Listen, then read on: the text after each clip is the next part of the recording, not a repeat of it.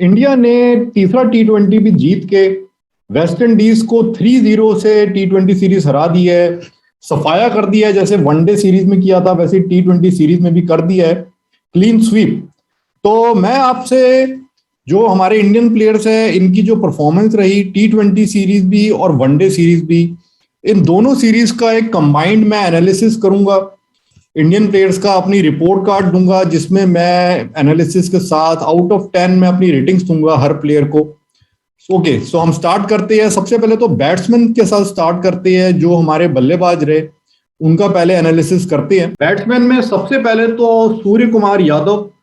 सूर्य कुमार यादव ने तीसरे टी20 में भी बहुत बढ़िया बैटिंग करके दिखाई, बढ़िया हाफ सेंचुरी लगाई और टी20 सीरीज के ये हाईएस्ट स्कोरर रहे इंडिया की तरफ से और मैन ऑफ द सीरीज भी रहे। तो एक तो टी20 में इनकी जबरदस्त परफॉर्मेंस थी। स्काई का स्ट्राइक रेट भी बहुत बढ़िया था टी20 में 194.5 का, और वनडे में भी स्काई ने अच्छी बैटिंग की। वनडे में भी इंडिया की तरफ से टॉप स्कोरर था स्काई, 3 मैचेस में 104 रन मारे थे और एवरेज भी अच्छी थी। तो सूर्य कुमार को मैं इसकी बढ़िया परफॉर्मेंस के लिए रेटिंग्स दूंगा 9 आउट ऑफ 10। फिर सेकंड प्लेयर इसमें है ऋषभ पंत। ऋषभ पंत की वनडे में परफॉर्मेंस थोड़ी एवरेज सी थी, 85 रन मारे थे एट एवरेज ऑफ 28.3, पर टी20 में अच्छा खेला, एक बढ़िया इनिंग खेली थी जो 60 रन की इनिंग खेली थी। और इसके अलावा बाकी मैचेस में ये नहीं चल पाया था, इतना कंसिस्टेंट नहीं था, पर 2 अच्छी इनिंग्स खेल के दिखाई थी। वनडे में एक 50, टी20 में एक 50, कीपिंग भी अच्छी की। तो पंत को मैं रेटिंग्स दूंगा 7 out of 10। Then third batsman Shreyas Iyer. Shreyas Iyer ने वनडे में भी एक ही मैच खेला, टी20 में भी एक ही मैच खेला। वनडे में बढ़िया 80 रन मारे थे, मैन ऑफ द मैच रहा था उस मैच में, और टी20 में 25 रन मारे उस इनिंग में। ज्यादा स्कोर तो नहीं मारा, पर जो भी मारा अच्छे स्ट्राइक रेट से मारा था, 156 के स्ट्राइक रेट से मारा था। तो श्रेयस की भी इन दोनों मैचेस में परफॉर्मेंस अच्छी रही और श्रेयस अय्यर को मैं रेटिंग्स दूंगा 9 out of 10। Then fourth player Rohit Sharma. तो रोहित शर्मा की मैं एज ए कैप्टन और एज ए बैट्समैन दोनों तरीके से मैं रेटिंग्स दूंगा, क्योंकि बैट्समैन और कैप्टन दोनों ही ये रहे। तो बैटिंग में तो इनकी एवरेज कम रही, बिलो एवरेज परफॉर्मेंस रही। वनडे में भी इन्होंने स्टार्ट अच्छा किया था, एक पहले मैच में हाफ सेंचुरी लगाई थी, उसके बाद फेल रहे थे। और टी20 में भी पहले मैच में तो इन्होंने बढ़िया रन मारे थे जब 19 बॉलों पे 40 मारे थे, पर उसके बाद ये दोनों मैचेस में फेल रहे। तो एज ए बैट्समैन तो मैं इनको 4 आउट ऑफ 10 ही रेटिंग दूंगा, but as a captain 10 out of 10। तो overall as a player 7 out of 10 मैं इनको रेटिंग दूंगा, including player, batsman and as captain. Then fifth batsman Deepak Hooda. Deepak Hooda को 2 वनडे खेलने का मौका मिला और उन दोनों में इसने अच्छी परफॉर्मेंस दी थी, यूजफुल इनिंग्स खेली थी। एक में नट आउट भी रहा था, स्ट्राइक रेट भी अच्छा था, साथ ही जो थोड़ी बहुत बॉलिंग की तो वो भी ठीक की थी। तो हुडा को मैं रेटिंग्स दूंगा 8 आउट ऑफ 10। देन इस लिस्ट में मेरे अगले बैट्समैन है ईशान किशन। ईशान किशन ने डिसअपॉइंट किया टी20 सीरीज में, तो खास तौर से डिसअपॉइंट किया। स्ट्राइक रेट बहुत हल्का रहा, 71 रन जरूर मारे 3 टी20 में, पर स्ट्राइक रेट सिर्फ 85.5 का था। तो ये गोल्डन चांस था ईशान किशन के पास इम्प्रेस करने का। इंडियन पिचेस पे खेलने का मौका मिला, 3 टी20 मिले एज ओपनर। बॉलिंग अटैक भी वीक था, वेस्ट इंडीज का बॉलिंग अटैक था। अब शायद ये मौका पता नहीं मिले ना मिले, क्योंकि और कई ओपनर्स लाइन में लगे हुए हैं। और ईशान ने इसको वेस्ट किया। जो वनडे में भी ओपनिंग का मौका मिला था तो उसमें भी 28 रन मारे थे, पर कोई बड़ा स्कोर नहीं मारा और कोई ताबड़तोड़ नहीं मारे थे। तो ईशान को जो ओपनिंग पोजीशन पे उतारा गया था तो यही सोच के उतारा गया था कि फ्लाइंग स्टार्ट देगा, उसमें ये फेल रहा। तो जो रन भी मारे तो मेरे ख्याल से टी20 में तो बिल्कुल हरवाने वाली गेम खेली, इतने कम स्ट्राइक रेट से मार के। वो तो बाकी प्लेयर्स अच्छे थे और वो अच्छा खेल रहे थे, वेस्ट इंडीज की टीम वीक थी तो जीत गए, नहीं तो हार भी सकते थे। तो मैं तो ईशान को ज्यादा रेटिंग्स नहीं दूंगा इस पूरे टूर के लिए, 2 आउट ऑफ 10 ईशान किशन के लिए। देन अगले बैट्समैन विराट कोहली। तो विराट कोहली वनडे सीरीज में फेल रहे थे, 3 मैचों में सिर्फ 26 रन ही मारे थे। फिर पहले टी20 में भी फेल रहे थे, पर जो आखिरी टी20 था तो उसमें एक बढ़िया हाफ सेंचुरी लगा के दिखाई थी। बढ़िया इनिंग खेली थी, मैच विनिंग इनिंग खेली थी। तो ओवरऑल मैं कोहली को रेटिंग्स दूंगा 4/10, क्योंकि 5 मैचेस जो मिले एक में ही अच्छा खेल के इन्होंने दिखाया। और फिर अगले प्लेयर मेरे इस लिस्ट में है केएल राहुल। केएल राहुल ने एक ही मैच खेला था, उसमें 49 रन मारे थे, स्ट्राइक रेट अच्छा था, 103 के स्ट्राइक रेट से मारे थे। तो राहुल को मैं रेटिंग्स दूंगा 8/10। देन इस लिस्ट में मेरे आखिरी बैट्समैन शिखर धवन को भी एक वनडे में मौका मिला था जिसमें वो फेल रहे थे, 10 रन ही बनाए थे, स्ट्राइक रेट भी कम था। तो धवन को भी मैं रेटिंग्स दूंगा 2/10, लाइक ईशान किशन। अब जरा हम अपने ऑलराउंडर्स पे भी नजर मार लेते हैं। सबसे पहले तो रहे वेंकटेश अय्यर को T20 में मौका मिला, तीनों मैचेस में, वनडे में नहीं थे, और तीनों में इन्होंने अच्छी परफॉर्मेंस की, बड़े कंसिस्टेंट तरीके से रन मार के दिखाए। 3 T20 में 92 रन मारे और 2 बार नेट आउट भी रहे थे, तो इनकी एवरेज भी, बैटिंग एवरेज भी काफी हाई थी 92 की। और सबसे खास बात कि इनका जो स्ट्राइक रेट था वो बहुत बढ़िया था, नंबर 6 पोजीशन पे।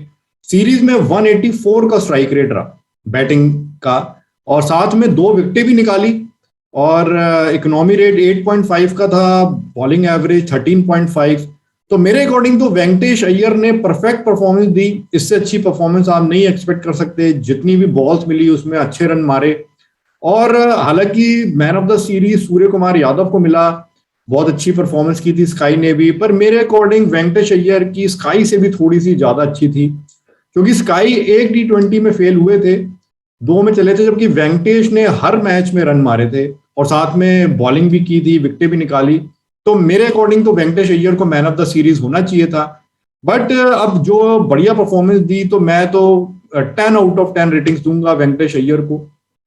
फिर मेरे अगले ऑलराउंडर वॉशिंगटन सुंदर ने वनडे सीरीज पूरी खेली थी, जिसमें बैटिंग से भी कंट्रीब्यूट किया था और बॉलिंग से भी कुछ विकेटें निकाली थी, बॉलिंग एवरेज भी अच्छी रही थी, साथ में इकोनॉमी भी अच्छी थी। तो ओवरऑल सुंदर ने भी अच्छी परफॉर्मेंस दी थी, जो आप इनसे एक्सपेक्ट करते हैं। तो मैं सुंदर को भी अच्छी रेटिंग दूंगा 9/10। Then my next allrounder Deepak Chahar ने वनडे सीरीज भी खेली, T20 मैचेस भी खेले, T20 सीरीज भी खेली। वनडे सीरीज में इनकी परफॉर्मेंस बेटर थी, थोड़ा बहुत बैट से कंट्रीब्यूट किया था, और जो विकेटें कम निकाली थी, पर इनकी इकोनॉमी रेट अच्छा था वनडे में। बट T20 में दीपक का इकोनॉमी रेट हाई था, तीसरे मैच में अच्छी बॉलिंग की थी, बट 9.4 का इकोनॉमी रेट रहा T20 में। तो यहां पर मुझे लगता है कि थोड़ा दीपक चहर पीछे रहे। तो ओवरऑल मैं दीपक चहर को रेटिंग्स दूंगा 6/10। Then my next all rounder Shardul Thakur ने 2 वनडे खेले थे और एक T20। तो वनडे में तो इनका ठीक रहा था, विकेटें इन्होंने कम ली थी, बट इकोनॉमी रेट इनका कम था, 4.9 था। पर जो अब इन्होंने T20 खेला तो उसमें भी इनकी परफॉर्मेंस ठीक ठाक थी, इकोनॉमी रेट 8.25 था, 2 विकेटें भी निकाली थी, पर बैट से इन्होंने कुछ खास कंट्रीब्यूट नहीं किया। जो वनडे भी खेले तो उसमें बैट से ये थोड़ा फेल रहे थे। तो मैं शार्दुल ठाकुर को रेटिंग्स दूंगा 7/10। देन हर्षल पटेल ने T20 सीरीज खेली, 5 विकेटें निकाली, बॉलिंग एवरेज अच्छी थी, 21 की थी, इकोनॉमी रेट थोड़ा हाई था, 8.75। बाकी बैटिंग से इतना मौका भी नहीं मिला इन्हें। तो हर्षल पटेल को मैं रेटिंग्स दूंगा 7.5/10। फिर हम हमारे स्पेशलिस्ट बॉलर्स पे आते हैं। रवि बिश्नोई, लेग स्पिनर, इसको मौका मिला अपना डेब्यू करने का T20 में, और अच्छी बॉलिंग की। पहले मैच में तो सबसे इफेक्टिव लगा, उसके बाद थोड़ा सा इसकी बॉल समझ गए थे वेस्ट इंडीज के बॉलर्स। इकोनॉमी रेट अच्छा रहा T20 सीरीज में, सिर्फ 6.73 के इकोनॉमी से इसने रन दिए, विकेटें सिर्फ 3 ही निकाली, बट इकोनॉमी रेट अच्छा था। तो बिश्नोई को मैं रेटिंग्स दूंगा 8/10। देन भुवनेश्वर कुमार ने T20 सीरीज खेली, इसमें अब की बार इन्होंने अच्छी परफॉर्मेंस दी, खास तौर से जो सेकंड T20 था, तो वो इन्होंने जो टाइट ओवर फेंका था 1900 ओवर, उसकी वजह से ये जीत पाए थे। तब पावल और पूरन बड़ा अच्छा खेल रहे थे। ओवरऑल इन्होंने अपने 2 मैचेस में इकोनॉमी जो इनकी रही बॉलिंग की वो 7.5 की रही, विकेटें सिर्फ 2 ही निकाली, बट यूजफुल इन्होंने बॉलिंग की, एक मैच भी जिताया। तो भुवनेश्वर को मैं रेटिंग्स दूंगा 7/10। देन आवेश खान ने एक T20 खेला, डेब्यू का मौका मिला, पर उस मैच में कुछ खास नहीं कर पाए। 42 रन दिए 4 ओवर में और कोई विकेट नहीं मिली, तो मेरे ख्याल से इनका डेब्यू तो फेल रहा, तो मैं इनको रेटिंग्स दूंगा 2/10। देन नेक्स्ट बॉलर प्रसिद्ध कृष्णा ने वनडे सीरीज खेली थी और इसमें बहुत अच्छी बॉलिंग की थी। हाईएस्ट विकेट टेकर रहे थे, 3 मैचेस में 9 विकेटें ली थी। बॉलिंग एवरेज भी बहुत कम थी, सिर्फ 7.55, और इकोनॉमी भी इनकी बहुत कम थी, 2.5। तो मेरे ख्याल से इससे अच्छी आप बॉलिंग परफॉर्मेंस एक्सपेक्ट नहीं कर सकते। ये परफेक्ट बॉलिंग परफॉर्मेंस थी और मैं इसलिए इनको रेटिंग्स भी परफेक्ट दूंगा, जैसी मैंने वेंकटेश अय्यर को दी, यानी कि 10/10। देन मेरे नेक्स्ट बॉलर मोहम्मद सिराज ने वनडे सीरीज पूरी खेली थी और अच्छी बॉलिंग की थी, 5 विकेटें निकाली थी, 18.6 की बॉलिंग एवरेज रही थी, इकोनॉमी भी कम था, सिर्फ 3.6 का, तो बहुत अच्छी परफॉर्मेंस थी। मैं सिराज को रेटिंग्स दूंगा 9/10। देन इस लिस्ट में मेरे आखिरी बॉलर यूजी चहल ने वनडे में भी अच्छी बॉलिंग की और T20 में ठीक ठीक रही। वनडे में इन्होंने 2 मैचेस में 5 विकेटें निकाली थी, इकोनॉमी कम था 4.7 का, बॉलिंग एवरेज भी अच्छी थी 18.8 की। और T20 में इनकी परफॉर्मेंस बिश्नोई से थोड़ी हल्की थी, क्योंकि इन्होंने इकोनॉमी इनका हाई था, 8.1 का इकोनॉमी था, विकेटें भी 2 ही निकाली थी। बिश्नोई की का इकोनॉमी कम था, तो चहल को मैं रेटिंग्स दूंगा 7/10। ये मेरी रेटिंग्स थी। हम एक बार फिर देखें कौन से स्टैंड आउट परफॉर्मर रहे इस टूर पे वेस्ट इंडीज के साथ, पूरे ओडीआई और T20 सीरीज मिला के। तो जो स्टैंड आउट परफॉर्मेंस रहे, बहुत बेहतरीन जिन्होंने परफॉर्मेंस की, वो रहे सूर्य कुमार यादव, श्रेयस अय्यर, वेंकटेश अय्यर, मोहम्मद सिराज, प्रसिद्ध कृष्णा। ये मेरे अकॉर्डिंग स्टैंड आउट परफॉर्मेंस रहे। और जो प्लेयर्स फेल रहे उनमें सबसे पहले तो मैं कहूंगा ईशान किशन, और आप शिखर धवन को कह सकते हैं, हालांकि शिखर धवन को एक ही मैच मिला था। आवेश खान के लिए भी कह सकते हैं एक ही मैच मिला था, बट जो बिगेस्ट डिसअपॉइंटमेंट रही वो ईशान किशन को मैं कहूंगा। और कोहली भी थोड़ा हल्के रहे और रोहित भी एज ए बैट्समैन हल्के रहे, और बाकियों की परफॉर्मेंस समथिंग इन बिटवीन थी, ठीक ठीक परफॉर्मेंस थी बाकी सबकी। तो ये मेरी तरफ से रेटिंग्स है, ये मेरी रिपोर्ट कार्ड T20 सीरीज और वनडे सीरीज दोनों की मिला के अबाउट इंडियन प्लेयर्स। तो आप भी अपने व्यूज शेयर कीजिए फ्रेंड्स।